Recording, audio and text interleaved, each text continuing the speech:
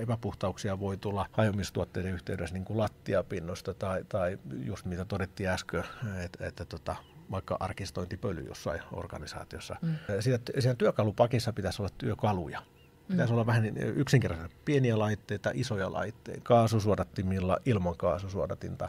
Ja muistaisin, että oltaisiin hankkimassa palvelua. Ja silloin kun puhutaan palvelusta, niin pitäisi kuitenkin muistaa hyväksyä se, että palvelu tuottaa ihmiset. Eri asia on sitten järjestellä asia vaan logistisesti näppärästi ja toimittaa kohteeseen, mutta kukaan ei käy siellä. Kohteissa silloin pitäisi huomioida, että siellä on esimerkiksi viestintä toimii.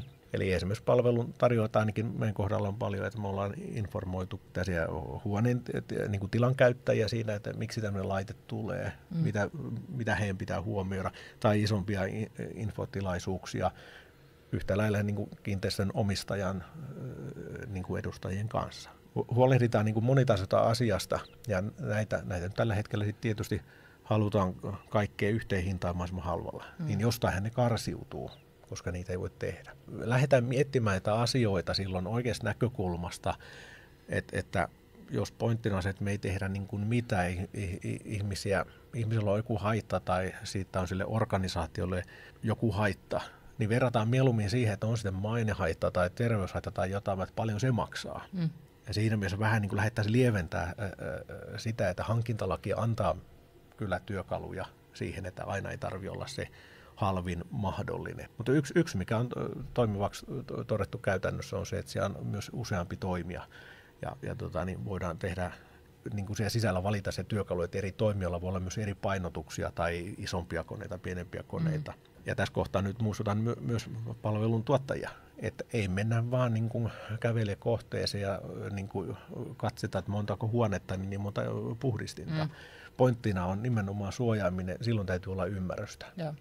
Katsotaan, mihin laitteet voi sijoittaa, minkälaisia niitä voi sijoittaa, mitä ominaisuuksia sen tulisi täyttää.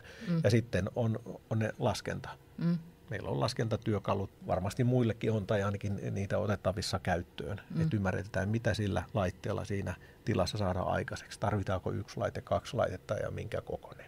Ja sen jälkeen huomioidaan, että se tila täytyy säilyä työkäytössä ihmisen häiritsemättä tai aiheuttamatta vahinkoa. Ja mun mielestä silloin se sisältää, että ne ääniasiat tulee. Nyt jos speksataan ääni johonkin numeroon, niin mennään mettään, koska monesti ne tausta niin kuin äänet ja ne elämisen äänet, mitä jossain kohteessa on siitä toimintaympäristöön luonnollisesti kuuluvia, niin ne on monesti paljon suurempia kuin niitä laitteiden.